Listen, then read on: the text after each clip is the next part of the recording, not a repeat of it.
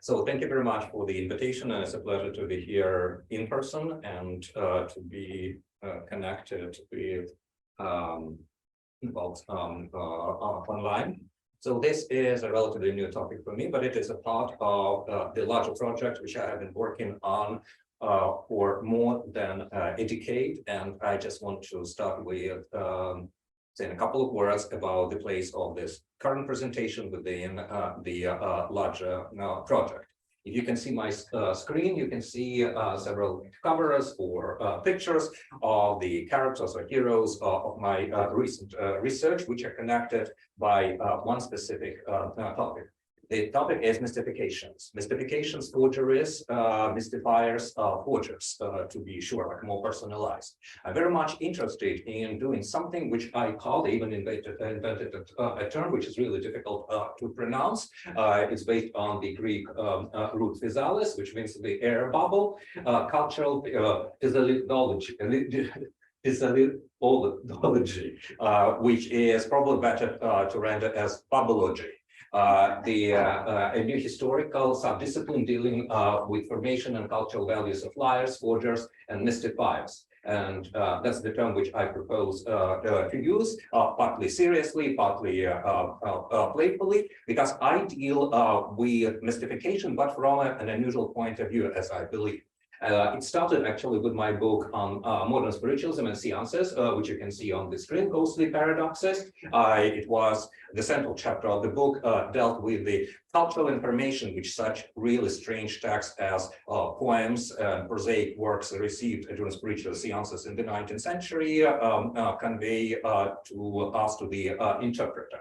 There is a picture of a legendary Serbian writer who claimed to be like the first Serbian female author. It turned out that she's also partly a mystification of her male collaborators. There is another picture, another chapter, which is a part of this project. He looks like Dostoevsky, but this is not Dostoevsky at all, and it is related to a very popular meme in the United States, which I trace back to the 1960s, the statement about prisons, which is mentioned tons of times in various sources, from academic to TV, internet. Dostoevsky never said that, and it was fabricated and it spread all over the world, and it returned to Russia, being translated from English as associated with Dostoevsky. There is another picture of an almost unknown French mystifier who created forgeries, fake personalities, dealing with Russian literature as it translated by Eve. Last but not least, the major character of my research is an Estonian Russian immigrant to the United States, Ivan Narodny, who, according to FBI files, was labeled as the worst fraud which ever came from Russia to the United States. What unites them is actually not that they were all like imposters or products of mystification and or fabrication, but the methodology which I try to apply to them, the cultural information which I try to draw, to extract out of these individual cases. Not only just to show that this thing was made up. It's not that interesting at all. What are mystifications made of? This is one question.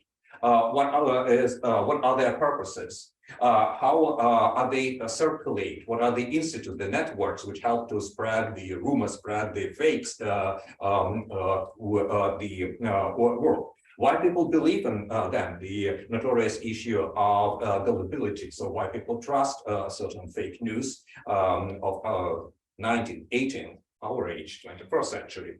And what do they tell us about cultural biases, conflicts, interests, hopes? So that's what I call this cultural physiology or pathology, the discussion, the analysis. In every case, it is very individual approach of various forgeries and their originators. Why people make up these stories, what they gain from this. It's not a very easy question to be asked. So in the present talk, I will focus on secret genealogy and spectacular cultural history of a suspicious text published in a text published by a very fishy person. The work in question is a prominent African-American song of protest. For the sake of verbatim citation of historical documents, and that's what I think I need to mention, I'm forced to retain the word Negro, objective novel today, but neutral in the 1920s, 1930s, when the documents under discussion were created. I chose two sort of epigraphs for today's presentation. One is from Sergei Eisenstein, who quotes this song, and another one from the American Communist newspaper, the Daily Worker, dated February 12, 1929, about the propaganda campaign, which originated by Comintern in Moscow.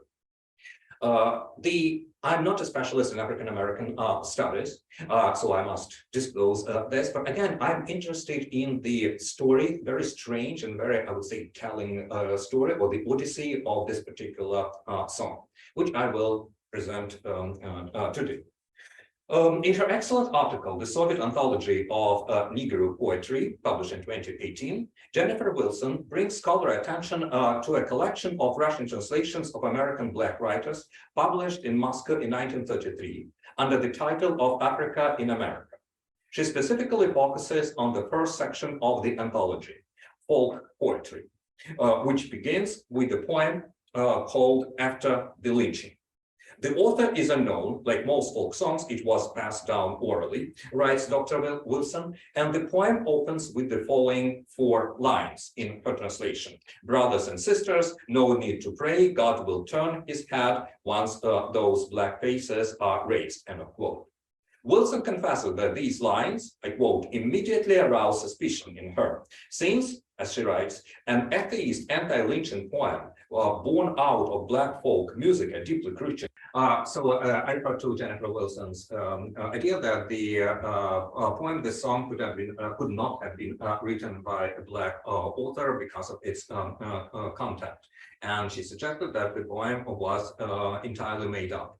And Jennifer also referred to Professor Harriet Murat's opinion that, I quote, such fabrications were actually a common practice among Russian translators during the early Soviet period, and their function was to build ties between Moscow and oppressed peoples across the world.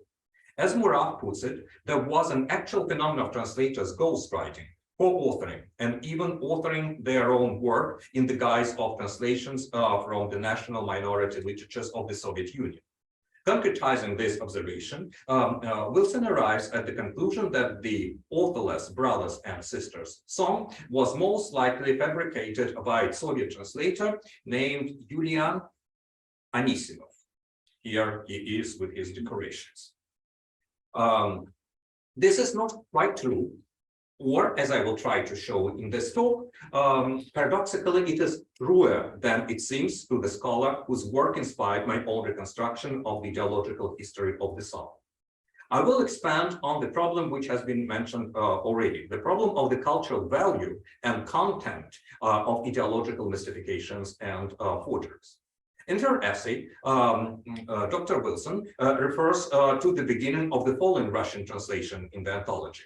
Братья и сестры, не надо молиться, Бог отвернется расподняты черные лица, с горестным сердцем и склоненной смиренно головою, час печали, негры пойдете как дорогой какою. Мы брата хороним, его растерзали белые люди за то, что добро его сами же взяли, когда похороним, что вы делать решили, или ждать, чтобы вас тоже убили. Голова ведь не груша, чтоб качаться на ветке. Ваше дело метуша, чтоб не навертел.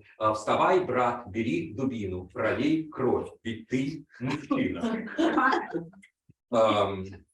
The reason why it was difficult to identify the original is because the English equivalent for братья и сестры, the neutral stylistic register in Russian, should not be brothers and sisters, but rather the lofty brethren and sister, or even brethren and sister, which fit better in a Christian spiritual with its appropriation of a distinctive language of reference to one another, which signals a spiritual kinship.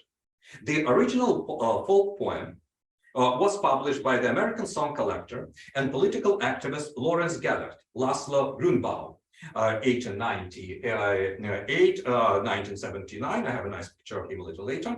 In his article, Negro Songs of Protest, in the American Communist magazine, New Masses, in January 1931. I have the collection here. Maybe when they're going to be if they're going to be questions, I will just show it. And this is just a copy of the poem and the way how the song was transcribed by the collector. Stand on your feet, club gripped between your hands, spill their blood too, show them yours is a man. In his first publication, the poem did not have a title. Instead, Gellert described the song's background and the way he discovered it. This is him, and this is the description. In my opinion, innumerably more instances of lynching occur than find their way into the records. One of them is withheld at the discretion of local authorities. In many cases, if a report is made at all, death from natural causes suffices. The song I picked up in Traveler's Rest, South Carolina. The melody alternates a mood between that of a spiritual and Scottish war chant. The emasculating Christian influence is dominated by the impassioned call of arms. Later on, Gellert would recall that the song was composed by a black preacher in South Carolina who dedicated it to the memory of a member of his congregation who had been lynched.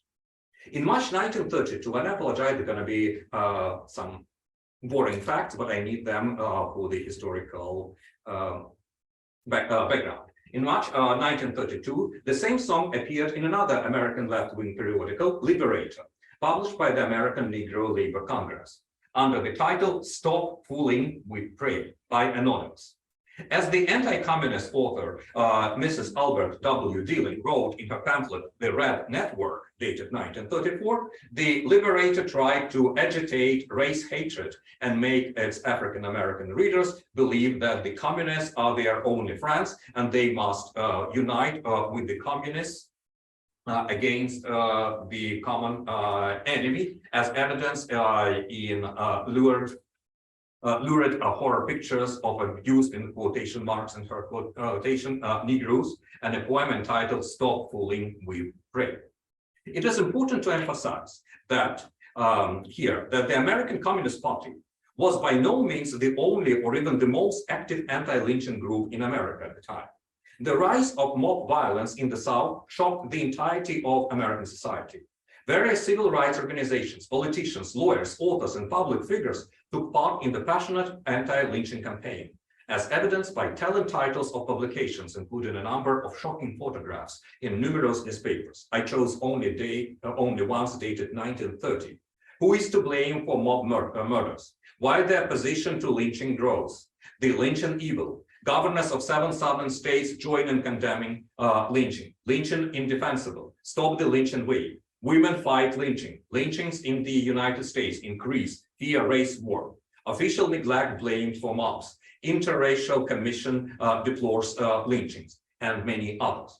Yet the Communist Party was the most radical in its interpretation of lynchings as derivative of the American capitalist system in general, and accused other legalistic activists, primarily NAACP, of liberal cowardice and eventual betrayal of the black cause. The party certainly gained momentum, but according to the historian Robin Kelly, African Americans who were drawn to the Communist Party during the Depression period were not dupes used by the party for its own ends, but rather they, I quote, put their own stamp on the party, especially locally, and turned it into an important site of black working class politics. The Red Network, which scared the conservative Miss Dealing, worked fast. Already in 1931, a French translation of the song was published in the Communist Review Nouvelle Art in an issue devoted to Black American poetry. This is the French translation. As Lillian Kisselut observes, the Negro songs of protest shocked intellectuals in Paris who began to view communists, quote, as the only people publicly to protest the lynchings and other crimes committed against the blacks in America.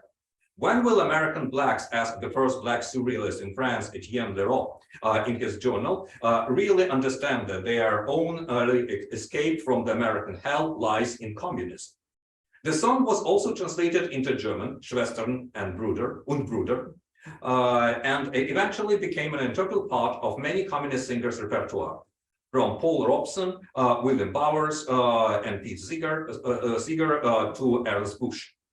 In 1934, Gellert's lover and prominent British American activist Nancy Cunard included this poem along with his other protest songs in her voluminous Negro anthology.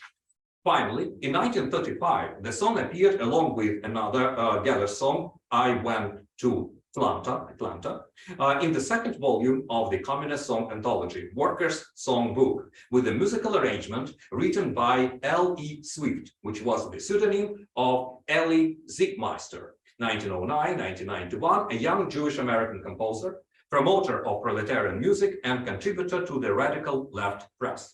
The foreword to this collection stated that these original songs of protest revealed the rising discontent and militancy of the oppressed black people. The story of Siegmeister's collaboration with Gellert deserves special attention, and I will elaborate on it this a little bit. In 1934, he returned from a trip to Moscow, where, according to his letter to Gellert, one of his unnamed English-speaking friends showed him a collection of Negro songs at the State Publishing House and asked to undertake a mission on their behalf upon the return to America.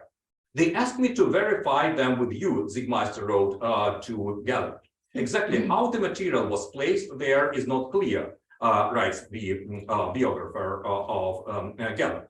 But it is not hard to imagine the transmission of the New Masses articles to the USSR by some zealous member of the magazine staff. There is no doubt that the book in question was Anissimov's anthology of Gellert's songs, printed by the State Publishing House. It is not difficult to identify the mysterious man who brought the collection to the young composer's attention. It was an influential Soviet musicologist, a member of All Union Society of Cultural Relations with Foreign Countries, and the executive secretary of the music section of the International Union of Revolutionary Theaters, Grigory Schneerzov, who had actually organized Siegmeister's visit to Moscow. In 1938, Schneerzov published a collection of Gellert's songs of protest arranged by Siegmeister with English original lyrics and Russian translations in prose. Many years later, Schneerzov would include an essay about his American friend, whom he had first met in Moscow in 1933 in his book about American composers. Siegmeister's letter to Gellert testifies that the entire project had been coordinated by Soviet officials. Interestingly, by the time of Siegmeister's conversation with the Soviet intermediary, some songs of protest published in the New Masses had been already set to music by a known Soviet composer, but apparently the arrangement did not satisfy the commissioners. At first hearing, the Brooklyn Daily Eagle reported, Mr. Siegmeister knew that the melodies were of uncommon beauty and character, but that the transcription was faulty and failed completely to convey the authentic Negro spirit and emotion, end of quote. So, immediately after returning from the Soviet Union, Siegmeister visited Gellert, discussed his songs of protest, and agreed to write the transcriptions. Simply put, Siegmeister's music was commissioned by Soviet cultural propaganda officials. As a result, in 1936, Gellert's collection of Negro songs of protest with Siegmeister's arrangement for voice and piano was published by the American Music League, a popular front affiliate of the Communist Party of the United States of America. The songbook opened with Gellert's communist brother, Hugo's illustration of a suffering African-American chain gang black proletarian who was about to break his chains. By the way, this is Elie Siegmeister at the age when he actually transcribed this song, and this is the collection of the Negro songs of protest with Hugo Gellert, the communist brother of Lawrence poster. The poster was immensely popular in the 1930s. In his introduction to the collection, The eminent composer Walling Rieger presented it as a joint project of Lawrence Gellert and Elie Siegmeister, who, I quote, made a real contribution to the library of Native American music. That's how it was put. The protest songs, springing from the very lives of the Negro people, reveal a hitherto neglected aspect of our national culture. Moreover, many of them achieve the strength and beauty of the best of the spirituals. A song like Sister and Brethren may in time well take a place besides Go Down Moses. The Sister and Brethren score was published on page 10 and 11 in the collection. Siegmeister and his group of proletarian composers, known as the Collective, considered the song to be choral. They intended it to be sung by the ever-growing number of amateur as well as professional choral groups, both at concerts and at meetings, dealing with themes taken from the life and problems of the workers, farmers, youth, professionals of the country. The musicologist Richard Ruiz points out that Siegmeister's European-style art music arrangement obscured the African-American origins of Gellert's songs, including Sister and Brethren. The protest song enjoyed a tremendous vogue among human rights supporters as one of the finest examples of what the New York Times described as a new genre discovered by Gellert and Siegmeister. And that's what makes this project even more interesting than just a story of one song. This is a new genre. Indeed, later on, the very term song of protest, coined in reference to the African-American songs recorded by Lawrence Gellert, would define one of the most prominent American musical traditions of the 1960s. In 1937, the left-wing choreographer, actually you can look at the score here, choreographer Helen Tamiris used Siegmeister's music for her political ballet dance interpretation, How Long Brethren, performed at the Federal Dance Theater with which Lawrence Gellert was affiliated, in which white dancers performed to the accompaniment of Negro songs of protest in order to bring out the emotional effects of the melodies in a vivid choreographic pattern.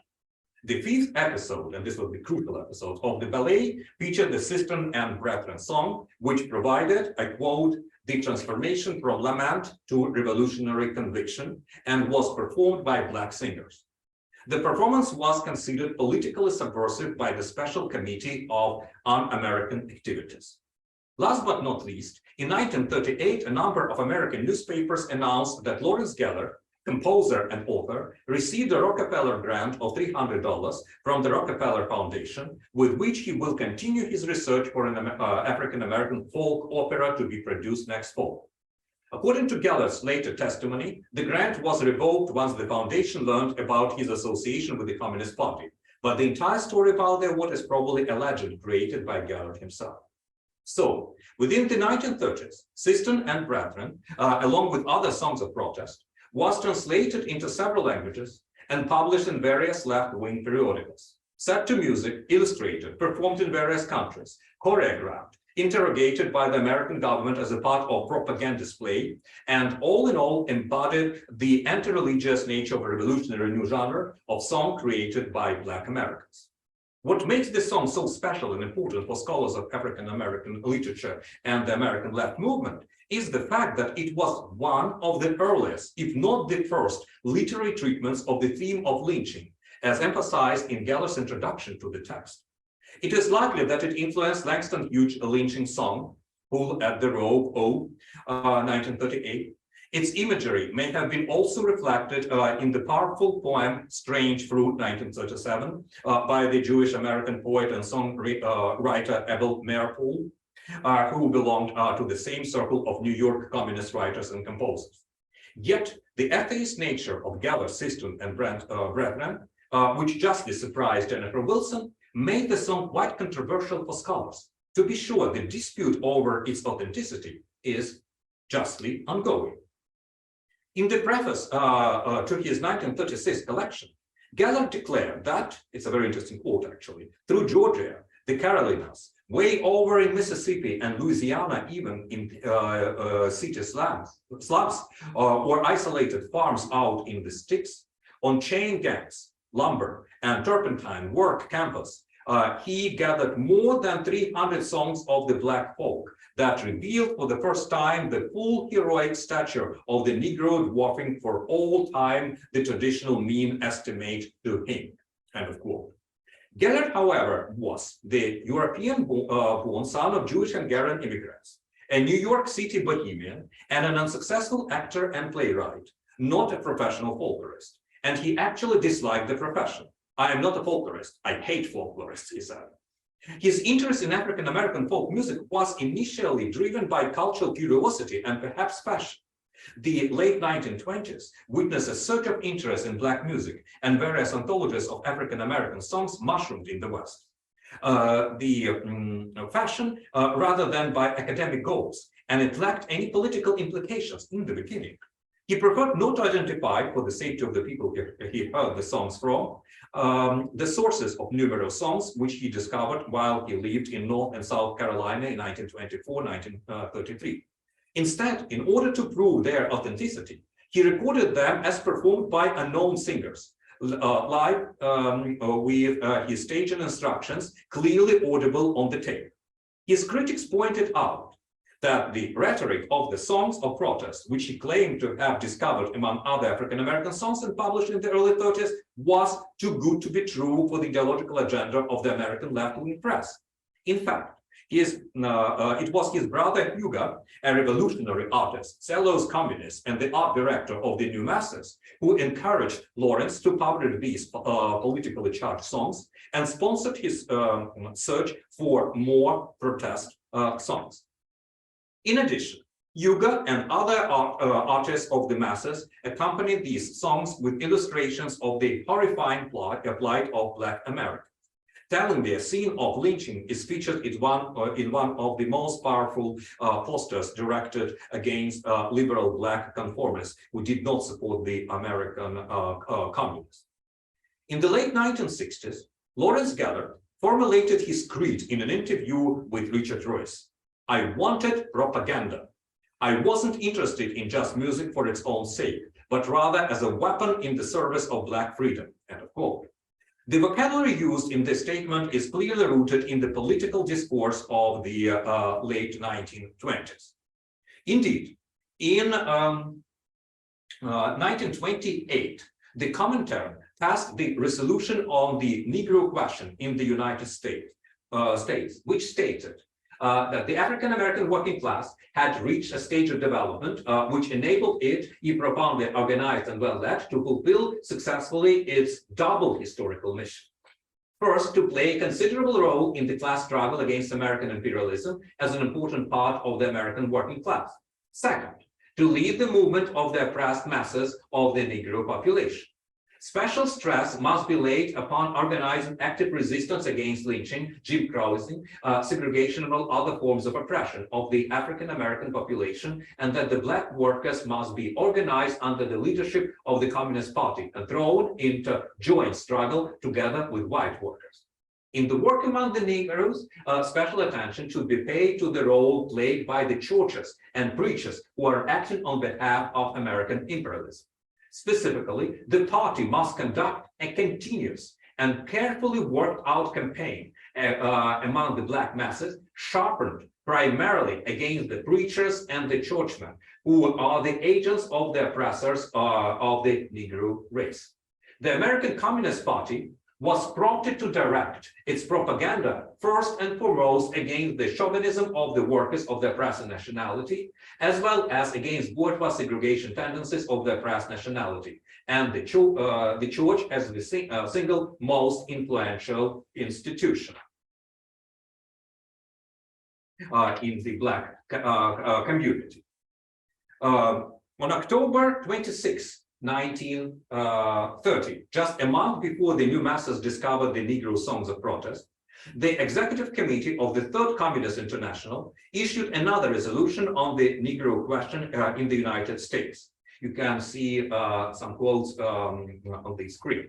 According to the document, the Black communists' constant call to African Americans must be a revolutionary struggle against the ruling white bourgeoisie through a fighting alliance with the revolutionary white proletariat. Whether the rebellion of Black Americans is to be the outcome of a general revolutionary situation in the United States, whether it is to originate in the whirlpool of decisive fights for power by the working class, the proletarian dictatorship, or whether, on the contrary, the rebellion will be the prelude of gigantic struggles for power by the American proletariat, cannot be foretold now. Yet the resolution stated, it is essential for the Communist Party to make an energetic beginning already now with the organization of joint mass struggles of white and black workers against racial oppression in order to win over to our side these millions of Negroes as active fellow fighters in the struggle for the overthrow of bourgeois power throughout America. It is obvious that the origins of the folk revolutionary protest genre, as presented by the new masses, go back to the commentary instructions.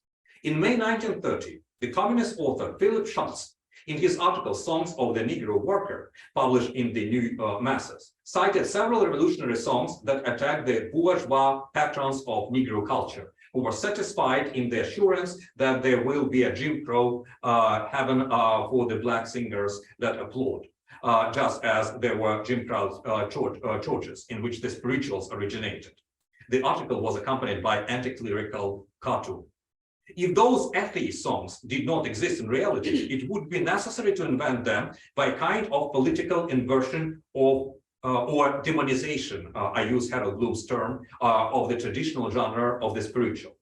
Indeed, in his April 1931 article in the New Masses, Gellert emphasized that the songs he uncovered demonstrated the disillusionment of African-American workers with the black preacher, a pompous, fat-headed, blowhard parasite, prating meaningless platitudes about the Lord and his kingdom.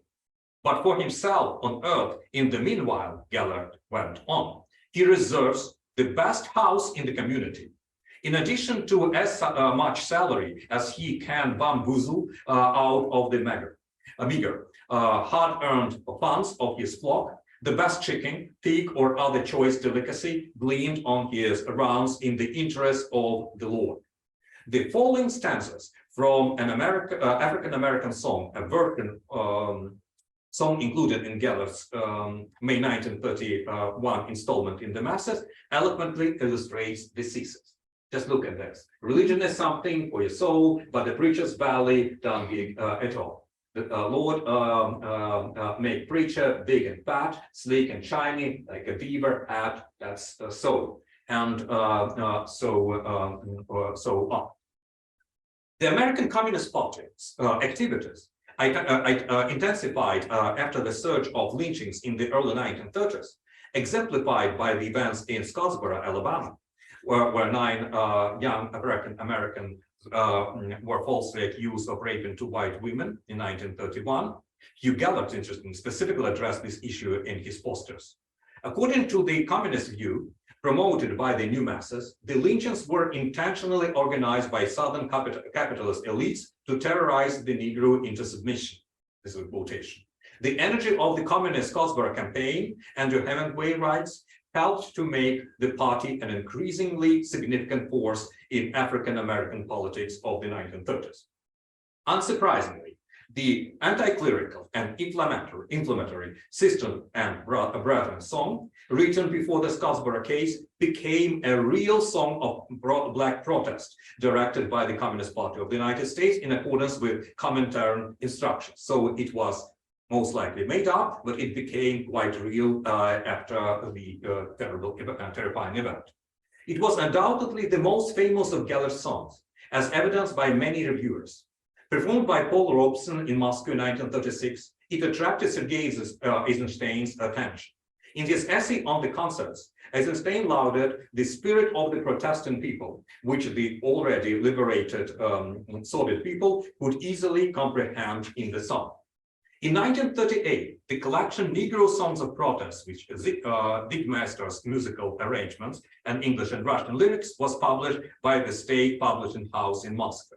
In his introductory article, Schneerson wrote, in these songs, the oppressed proletariat is demonstrating its feeling of revolutionary anger and its burgeoning spirit of struggle, as well as hatred of their exploiters. Many years later, in his book about the history of the American song, dated 1977, he would devote a louder paragraph to Sister and Brethren song. It is hardly possible to find in the folk poetry of the entire world lines more filled with the fiery hatred of racist lynchmen than the words of the well-known song Sister and Brethren, composed in the state of Georgia. The anti-clerical Sister and Brethren song has attracted the attention of scholars of African-American folklore and cultural politics on a number of occasions. Bruce Comfort, in his excellent biography of Gellert, writes that the piece was supposedly composed by a preacher in Travelers Rest, South California, and actually designed to be sung by the congregation during the service for the victim of the lynching. Being composed for a specific situation, it, as he believes, might never have been sung again. While this may have been the case, Comfort strongly doubts that the song was authentic rather than fabricated by the collector. Moreover, as he points out, based upon existing materials and interviews, Negro songs of protest in general, I quote, never really existed within the folk music tradition, but were rather the creation of the left wing and US Communist Party in order to use as propaganda, with Lawrence as either their unwitting or identity hunting dupe, end of quote. To be sure, Gellert's proven compulsive line about his own life, I will expand on this in a moment. He claimed to have witnessed a lynching and to have lived with a black woman, strengthened the suspicion. It is more likely that Gellert's, like later on Merkel, was inspired by Lawrence Beitler's photograph of the 1930s lynching of Thomas Shipp and Adam Smith in Indiana. The photographer sold it locally in the days after the execution. Let me turn closer to the end to the origins of Gellert's project and his authorial portfolio. He left Greenwich Village in New York City, well, next door, for the small southern town of Tryon, a popular retreat for writers and artists in 1922 for health reasons. At the time, he experienced a certain identity crisis, as evidenced by his constant reimagining of himself as someone he thought was more interesting, exciting, or even exotic. In North Carolina, he changed his name to Larry Gellert, or Gellert, double L, posed as a mysterious exile from the big city, a staff journalist for the New World, and a former Broadway actor. He did play a cameo role in New York City in 1920. Comfort observed that Gellert told his girlfriend that his ill health came from service in the United States, a service he never performed. Indeed, a local newspaper called Polk County News, in the local newspaper, I found a piece in which he presented himself as Larry Gellert, veteran of the late disturbance overseas, carrying an everlasting memento of active service in the shape of shrapnel wounds, which have been overlong in healing, spends his days in the Carolina sunshine, attempting to recover his normal health. It is absolutely fabrication. In another article, dated 1939, he called himself a veteran of World War I, a prominent novelist and a composer. Lawrence earned the trust of wealthy residents of the town. Local girls found him interesting and very attractive. He also managed to pose as a stage star. Simply put, Lawrence Gellert belonged to a kind of enchanting con artist type characteristic of the 1920s. Curiously, in 1950, he published 10 lost plays by Eugene O'Neill, which he had discovered in an old magic trunk. To be sure, Comfort's skepticism regarding the songs of protest, and specifically Sister and Brethren, echoes Samuel Charter's observation that it is difficult to imagine that a song like this was actually created by the folk process. This skeptical view was challenged by another distinguished scholar of African-American folk songs, Stephen Karabedyan, in Forgotten Manuscripts, Lawrence Gellert, Negro Songs of Protest. But alas, the author did not provide any strong arguments in favor of the authenticity of the folk song. In fact, he took it for granted. Gellert never acknowledged that he had fabricated his songs, but it is safe to say that they had been at least in part a product of his and or his brother or other ideological collaborators' literary and political activity rather than his ethnographic work. The only recording of the atheist song Sisters and Brethren attributed by the collector to an unknown preacher is currently housed in the Bruce Concord collection of Lawrence Gellert at the Wilson Library of the University of North Carolina in Chapel Hill. Unfortunately, it is impossible to determine when and under what circumstances it was recorded. One should certainly take a close look at the stylistic aspects and rhythmical structure of the song in question. Its first stanza contains a typical appellation to brothers and sisters of the congregation, as represented, say, in the following popular spiritual, which is that. The stanza also contains a characteristic biblical allusion, for he has said in his heart, God has forgotten. He has turned away his face so as never to look. However, as Dale Peterson, author of Up From Bondage, the Literatures of Russian and African American Soul, observed in an email to me, the original text of the song is suspicious linguistically for its awkward mixture of crude phonetic representations of African American vernacular English with inflected standard English lines. It is not clear why Gellert compared the song to a Scottish military chant, but it does resemble a Scottish funeral ballad, a mourning song about a hanged or killed hero. The poem is also close to the genre of the gallows song. It is noteworthy that another Russian translation of the song clearly demonstrates its Scottish balladic origins as grasped by the translator. Even more than that, the lyrics of Sisters and Brethren resemble inflammatory and mournful European revolutionary national songs, such as Gellert's favorite Chandra Patafi's Nimza Tidal national song, which had already inspired the Hungarian Revolution of 1848. Little Red labor songs of the industrial workers of the world, and proletarian hymns and funeral songs, which play with thematic units and rebellious, emancipatory, and atheist imagery of the international. In the Russian context, I am thinking about the famous funeral march, «Вы жертвы пали в борьбе роковой», but perhaps the most obvious and intriguing proto-text of the song is the anthem of the Jewish Labor Party Bund, Die Schwur, literally the oath, also known as Die Bundische Schwur, written in 1902 by the Russian Jewish writer S. Ansky, Shlomo Zanvil Rapoport. I should send it to you know who. And sung during commemoration ceremonies. This is Bruder and Schwester in the beginning, and this is here in the translation. The ode became a folk song and the military hymn of the Jewish Social Democratic Party, also known as the Jewish Marseillaise. It is tempting to compare the lyrics of the song with Gellert's poem, and also note that they share the same dactylic meter. In turn, the ending of the protest song, Spill Their Blood too, clearly echoes Comintern calls for uprising, as evidence, for example, in Jerome's and Eisner's paradigmatic song Comintern, which precedes Sisters and Brethren in the Workers' Songbook of 1935. The Comintern calls you, raise high Soviet banner. We are coming with Lenin for Bolshevik work from London, Havana, Berlin, and New York, and other movements. At this point, we should summarize the generic odyssey of the protest song under discussion. Initially, as we have seen, Gellert descriptively called it a mixture, more like a political parody in this context, of the African-American spiritual with the Scottish military chant. The left-wing editors of the New Masses labeled it a Negro song of protest, the new stage of the development of this tradition. It was also published in American and Soviet songbooks as a worker song, a black folk song, and a revolutionary song, respectively. The generic definition here is nothing but an ideological marker that manifests its practical applicability and function, a musical call for arms for a new American revolution of black proletarians, disillusioned not only with bourgeois democracy, but the religion and the traditional musical genre, which they used to express their sufferings and aspirations before the spiritual.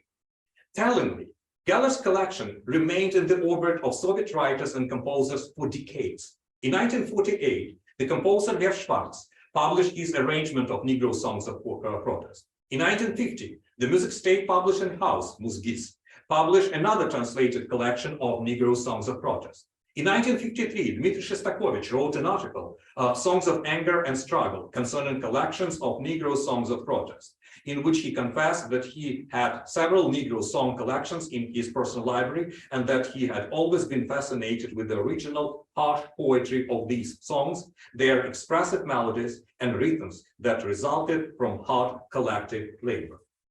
The recent lynchings, he argued, made him feel the song in a new light, as human documents of incredible power and angry denunciation of the beastly face of American imperialism. In this essay, Shostakovich discusses the power of Gellert's song performed by Paul Robeson. So, did Lawrence Gellert find or author the song? To be honest, it does not really matter for the sake of my argument. In the preface to his collection, he cleverly hinted that the protest songs he collected was still in the making. So the tradition is still burning, is still originating. It is safe to say that his ideological approach to folklore does not only recall, say, the Russian Decembrist attempts to use and imitate soldier songs in order to inflame popular unrest of Russian populist authors' pseudo-folk calls for action, but that Gellert himself belonged or wanted to belong to the noble cohort of talented co-authors of national folklore, which includes not only antiquarians and collectors like William Percy, Herder, the Brothers Grieve, or say Piotr Kireevsky or Elias Lodrod, but also authors such as James Macpherson, Thomas Chatterton, and Václav Hanka, the mystifiers, forgeries. Last but not least, it is very likely that the issue of falsification never occurred to Gellert himself, because he may have strongly believed in his mission to forge the voice of the humiliated and oppressed by means of uncovering or imitating real songs as human document. Here is the most telling quotation, I believe, authored by him. They embodied the songs, the living voice of the otherwise inarticulate resentment against injustice, a part of the unrest that is stirring the South. They speak now mildly, now sarcastically, now angrily, but always in a firm and earnest manner, and they will be heard. Surely, the case of Gellert's songs of protest is essentially different from the romantic national myth-making, since it was driven by communist ideologies, disseminated by the Comintern and Soviet theorists and promoters of propagandist folklore. Characteristically, in the 20s and early 30s, the idea of folk songs as manifestations of social and political aspirations and anti-religious sentiments of the oppressed classes and ethnic groups was actively promoted by Gorky, Maxim Gorky. It's also interesting that in the very same period, they published in Russian, for example, Чувашские песни социального протеста and other песни социального протеста. So there was definitely a campaign orchestrated by the Comintern with Gorky's contribution as well. The idea was also important for Siegmeister and his circle of left-wing American composers. As stated in the article American Negro Literature in the Soviet Literary Encyclopedia of 1934, confused and drugged by the opiate of religion, the black man dreams of a freedom granted by the heavens posthumously. However, the motives of anger and indignation sometimes break through the religious surface. The biblical imagery camouflages the protest against slavery, and this protest is distinctly heard in the work as songs against the inhuman exploitation of black proletarians. Having traced the ideological genealogy of the song in question, I would like to return to Professor Harriet Murrah's words cited by Jennifer Wilson. It is certainly true that there was an actual phenomenon of translators' ghostwriting, co-authoring, and even authoring their own work in the guise of translation from the national minority literatures of the Soviet Union. Yet, the case of the song Sisters and Brethren suggests that its history is more complicated, and that, to paraphrase a famous line by Ostap Bender, not all propaganda is made in Odessa on Malaya Arnautskaya Street. Smart. While the Soviet translator used the text as a propaganda tool, he nonetheless did translate it from the original. Yet, a mystically inclined modernist poet, author of religious poems and translator of Jakob Böhme, Richard Morgenstern, and Rainer Maria Rilke, Anisimov, apparently did not produce his translations of the songs of protest for ideological reasons, but rather to find his niche in the Soviet literary production industry. He was a member of the editorial board of the journal Иностранная литература. Since the late 1920s, he belonged to a group of young experts in American literature. Very interesting group, which still deserves serious scholarly attention. It is worth noting that Anisimov's work on the African collection coincided with his theater adaptation of Shakespeare's Othello. So this probably was the connection between him and the topic. To conclude, the folk African-American song, Cistern and Brethren, was most likely written in full or stylized by Lawrence Gellert, or and of the New Masses editors, for the Radical Left magazine, which used it as political evidence of a protest movement within the United States. Yet Wilson's cultural sensitivity and general conclusions are ultimately quintessentially true. The poem which she attributed to Anisimov's imagination was an ideological construct and a significant cultural fact. Its creator was a murky, white, pro-communist activist from a Jewish-Hungarian family and an admirer of the Soviet Union. The music for the song was arranged by a left-wing American composer immediately after he returned from Moscow, where he had been commissioned to transcribe and effectively create a new genre of folk protest music. Finally, the American and European magazines, collections, literary and musical association, and concert and theater studios that publicized and promoted the song in many ways served as ideological extensions of the Communist Internationalist propaganda network centered in the USSR. In a sense, the song had been transcribed by the long hand of Moscow in English before it appeared in Russian in the collection Africa in America. The commissioned brainchild of a white political activist, it was eventually, as many other folk pieces of literary origins, adopted, aestheticized, and mythologized by its performance as an authentic and powerful folk song. Such things happen in our culture way more often than might be dreamt of in our philosophy. To conclude on a mystical note, or spiritualist note, spiritual in many sense already, let me quote one of the shrewdest experts in ideological ontology, the term offered by Derrida, Mikhail Saltykov-Shchedrin. I fully understand, Shchedrin writes, that phantoms should vanish with the first ray of sun. But alas, I do not know when the ray will appear. That is what oppresses me. Our reality is so overcrowded, so filled with them, that we cannot see the contours of life for the hordes of phantoms. Not only that, we ourselves are partly becoming phantoms, taking on their image. Could there be a worse affliction than this? Alas, these phantoms are stronger than strength, more alive than life. And I, who am writing these lines, I write them under the yoke of phantoms. And you who are reading or listening these lines, you also read them under the yoke of phantoms. Is there any way outside of this realm of politics, sisters and brothers? Thank you very much.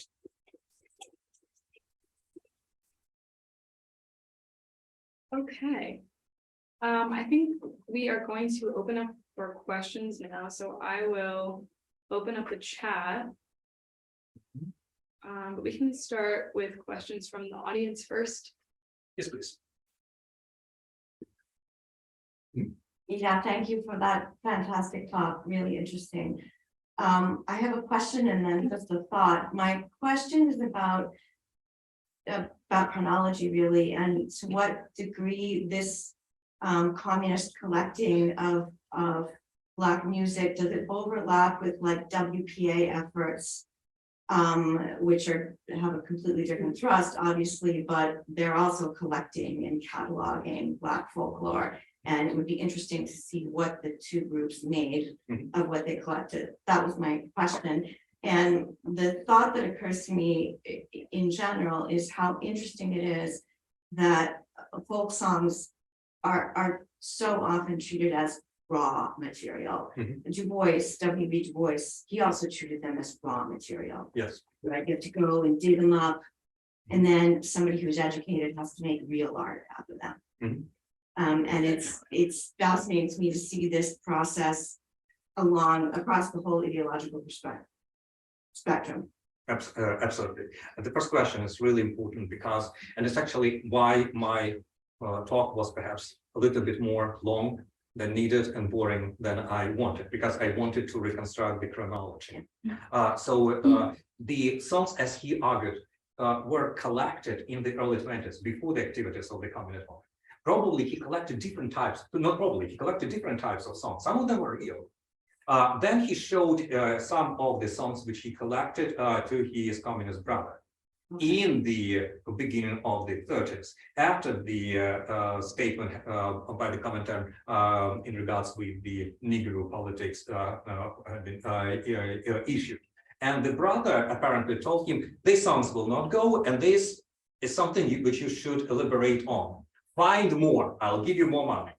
But he didn't want to find more. Again, I'm speculating here because I cannot prove this. That's what I suspect.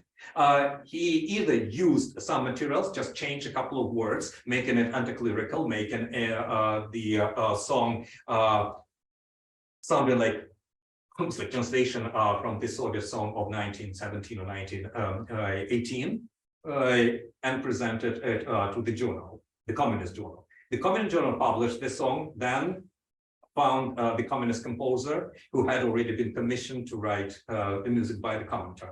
So the song has its own trajectory. Yeah. The earlier period was perhaps de-ideological, but then it was ideologized, it was weaponized, it was used, it served as the source for other poets and artists and composers' imagination and theater director, choreographers as well. It was translated in many European languages. It was performed by various famous performers. So it got its own history. But chronology matters because it shows the stages of the development of this particular trend. If this is folklore, this is folklore which is based on the script which didn't come from the original country, which brings me back to your second question. Of course, when we deal with any folk tradition of the early Romantic age and Romantic age up to Slavophile of the 40s and 50s and on, they found the songs, but they orchestrated them, they changed them. Any folk work is not folk work. Moreover, there is a very prominent tradition where certainly author text became a prominent folk song, for example. But I would say that the case which I analyzed is interesting because it differs from the Romantic myth-making, because it is rooted in concrete political ideology associated with concrete state, with concrete institutions, with a collective, with a group of collaborators who actually execute this script, realize the script, 3,000 more, 5,000 miles away from where it originated. So that's what made the project interesting, because it crosses boundaries of disciplines as well as countries. But it is a very painful topic, actually, because it speaks about either such a thing as authentic folklore. I did not mean, of course, that there was no black protest. Of course there was, and the song became the manifesto of African-American protests later. So how to deal with the origins of the song, which most likely had not been produced the way how the collector presented it.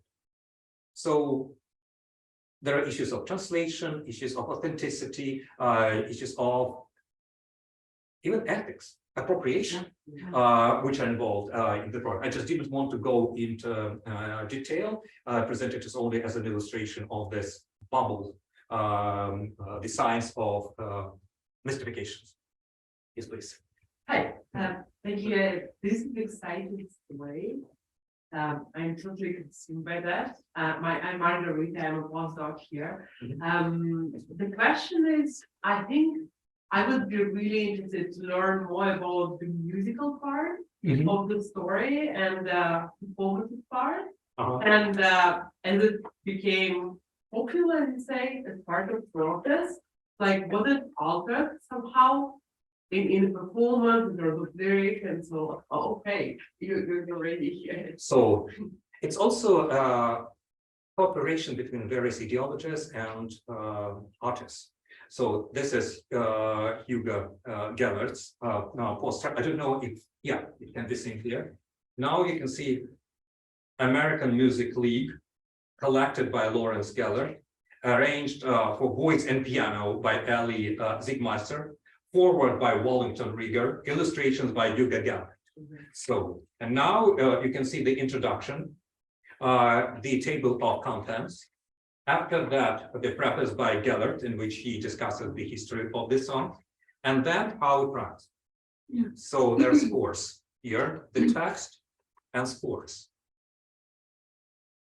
I completely admitted a controversy because there was another American composer who had very close ties with communist Moscow, who was also commissioned to write music for the same songs. And for some reason, at the very last moment, the Soviet ideologists changed their mind and commissioned Eli Ziegmeister instead of him to write music. And the other guy was really offended and demanded money back. And there were Russian versions as well. Speaking of the musical part, some critics actually argued that what Ziegmeister did, he made African-American songs sound like classical music. So used Western music and patterns to transcribe that. I imagine it's something, I'm not a musicologist, and I have a very interesting letter from my dear colleague Simon Morrison, who actually commented on the musical themes used by the composer. And so it is an amalgam. It's an interesting mixture of various traditions. It's also, again, I hate to use ideologically charged terms like appropriation, but it is something, I don't know, like Mussorgsky did with Russian folk music, making it more classical, Western sounding, remaining rooted in the national tradition. So it is a project. It's a project with many participants, but as I believe, the project, which was run from Moscow, although at certain stages it satisfied the interests of those who were involved here in the United States into it. I don't know if I answered your question. Yes, it just like more general one, concerning your theoretical framework, like, do you think if like this project is live and popular among the protesters, do you think a phantom can actually be real? Oh, that's what I'm dealing with for more than a couple of decades when I started working on phantoms. And my book on modern spiritualism actually is based on the idea that phantoms sometimes are more real than what we call reality, because there are always audiences which needs phantoms as guide to action, rather than hardcore facts. No one knows actually what the battery is. Yeah, but it's true that it was performed. I would say that later on it became more like an aestheticized version of protest songs. Not call for action, but kind of reminiscence, nostalgic song for the period when such emotions played a role. Which doesn't mean that, say, 2 years ago, 3 years ago, or in 2 or 3 years from now, the song can be performed again. But from the purpose point of view of my argument, I would say that it is absolutely insufficient and naive just to say that this particular piece of work is fabrication.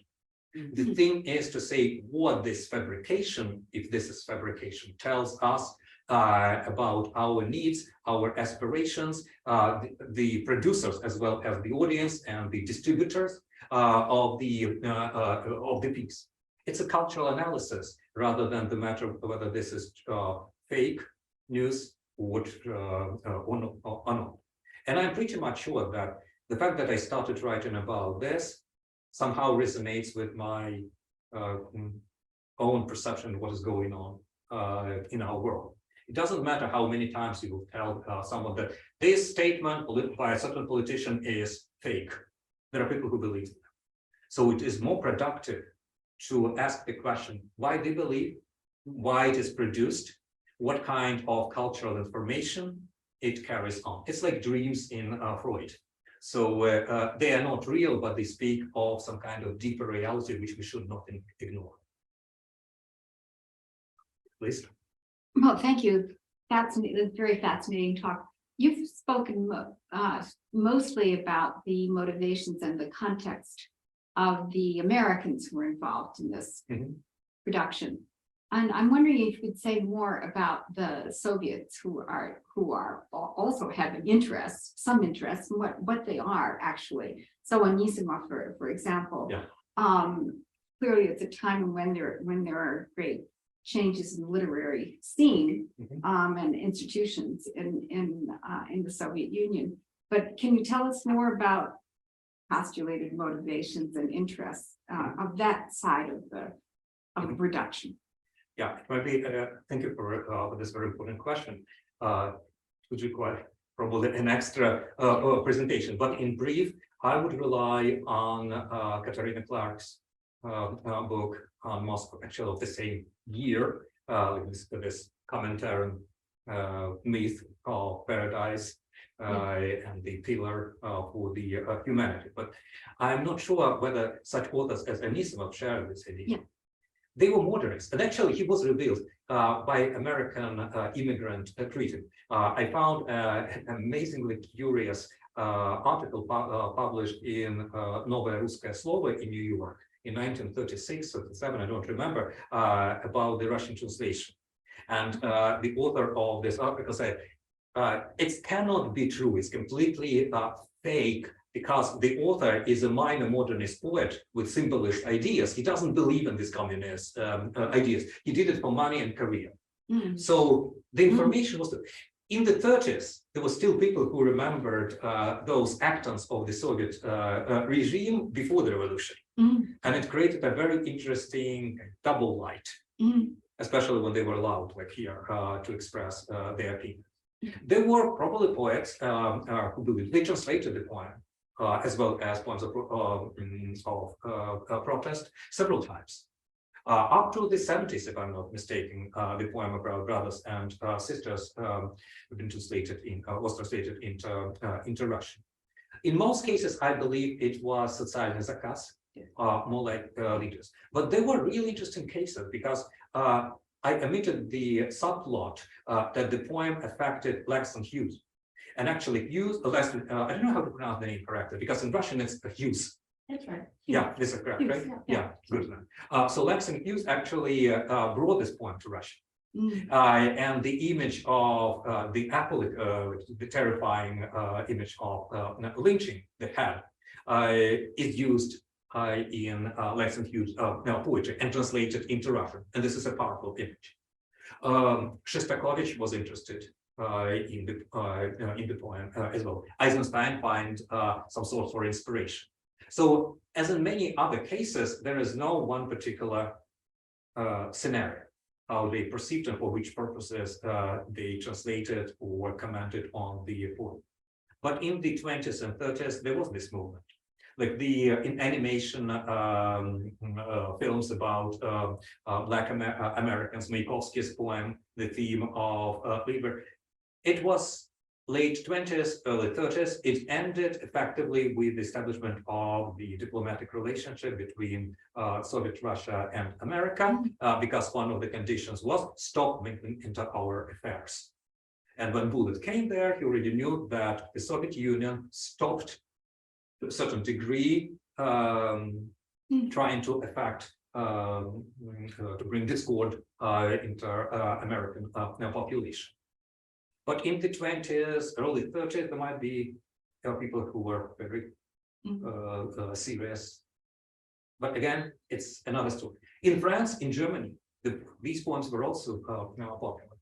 I don't know if they were translated in other languages. Most likely they were, because of concerts of famous singers. And we have a question on Zoom from Mark Steinberg. Hello, Mark. I'm wondering, Mark, would you like to unmute? A great, always fascinating talk. I loved it. But I want to ask this question about ethics. And you sort of partly began to imply along the way some of your possible answer to it, but the sort of ethics of fabrication. Let's just, for the sake of argument, assume it's fabricated. I think it might be. But anyway, you end with what seems to be an argument from Saltykov-Shchedrin, right? That this is an affliction, that we don't know what truth is in a certain sense, that we're surrounded by phantoms. You also at one point said, but sometimes we need phantoms to mobilize. And in the talk, you do suggest that this work had valuable functions, a critique of lynching, a critique of Black repression, an encouragement of a liberation movement. So it raises the question of, is it ethically justified to fabricate in certain contexts? And I would have to add that there's the complicating factor that this might be a type of sort of blackface dialect, a type of creation by a white person of Black speech in a slightly stereotypical way. So that complicates the ethics. But so it's sort of a, mostly I want to hear your sense about the ethics of this. I realize you want to do an analytical stance, but I'm going to ask you about the ethical position you have. It's like in Master and Margarita. There are no more difficult questions than the question of blood. There are no more difficult questions than the questions of ethics. They depend on various contexts in which you consider them, but you still understand that ethics should have only yes or no, whether this is good or this is bad. So there is no room for this. The more I think about the issue of ethics, and I do think about ethics more often than I used to think before, I come to the conclusion that this is a very individual thing. It cannot be imposed upon you by others. You should make the choice by yourself, and you should not respond to others regarding your own choice, but only to the Lord or within your own heart or mind or scientific approach. I think that if I try to answer to project this question upon Gellert's case, he himself was a con artist, I believed, but he had very good intentions. He also dreamed about fame, which is unethical, but his song played an important role in mobilizing people, not only Black, but Black and white people against lynching and segregation or racism in general. So it's kind of complex. It is a sort of appropriation because I hinted at this. I didn't say that up front, but I think that this is a Jewish song rather than African American song, as many Soviet songs were not Russian but Jewish songs. But I cannot apply the category of whether this is good or bad because that's the historical process. That's how things are going. Because if I start thinking about this, I will ask myself the question, is it good that I, white, Russian, Jewish, Ukrainian scholar who came to teach in the United States in the year of 2022 and 2023 started writing about the issue which I am not related to? I will start thinking, I'll start like feeling bad or whatever, like my daughter said, like completely embarrassed every moment when she wakes up and then she goes to bed. Because she overthinks a lot. So I'm sorry, I don't know how to answer this question. How would you answer the question? Do you think that it is an ethical act on behalf of Lawrence Gellert to smuggle his production under the disguise of Black African-American poets? As always, Ilya, your answers are full of appropriate ambiguity and nuance and complexity. So that is the wise position to take. But a more political position would to say that, you know, when the cause is necessary and there weren't the voices to collect that had the sufficient political power, that maybe it is, dare I say, the end justifies the means. But sometimes we have to be serious about the need for political struggle. So I'm torn, but I'm leaning on the side. I mean, there's so many cases of books about African Americans written earlier by white writers like Van Vechten, who then Black writers went on to say, this white guy can't ventriloquize us. We're going to speak for ourselves. But without Van Vechten, would that have happened? And he supported those Black writers. There are male communists in the revolutionary movement in the late 19th century and early 20th, who wrote for women. And then women said, we need to speak in our own voice. So yeah, I think I'm inclined to lean, with all due complexity, and you're right, on the side of justifying it ethically because of the importance of the cause. Yeah, and there were very similar cases not related to racial issues or gender issues. For example, in the 1820s and 30s, they started thinking that why we do not have peasant poetry in Russia. They published a couple of collections of Russian peasant poets, which were completely fabricated by educated poets. Admiral Shishko played a very important role in this thing. It's very similar. So when we ideologically need to feel the mission, there's always someone who will do the dirty or not work. And again, my project is not about African-American poetry, because there are other chapters which deal with other cases. But again, the complexity of the issue does occur to me as a very important problem. And I finished writing this piece several months ago, and I did not send it anywhere. And this is the first time when I made it public. The reason was because I thought that maybe it's not my type of of business. But then I realized that I'm a scholar and I'm interested in doing this. And I'm inspired by a scholar who wrote the initial article about this point. Thank you.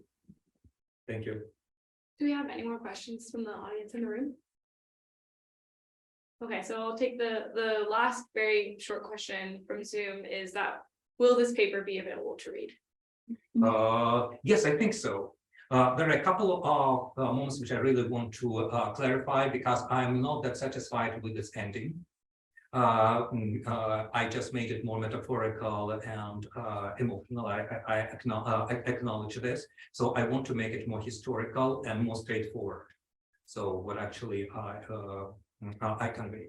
I'm going to publish it. So I'll probably send it to Russian review as I initially planned. And actually, Professor Murov read the paper a year and a half ago when I just composed it.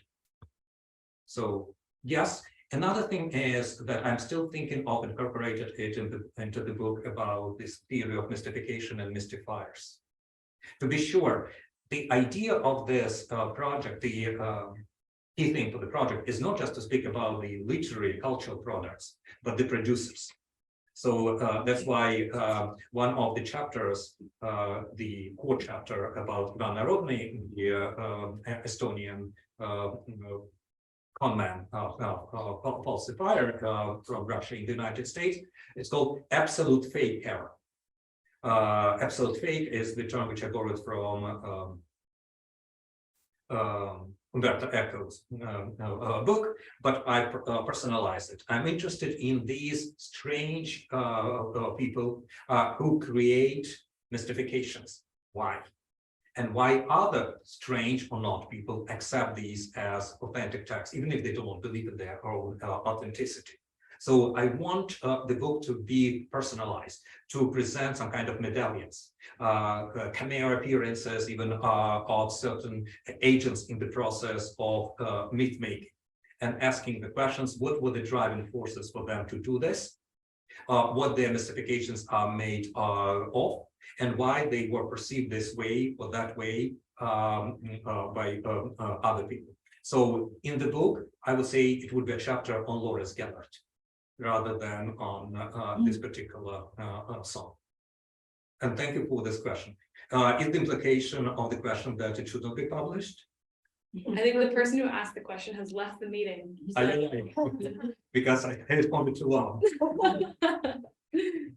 Okay, thank you so much. I think that wraps everything up. So thank you so much, Ilya. This was a fascinating talk, and the recording will be posted on our YouTube.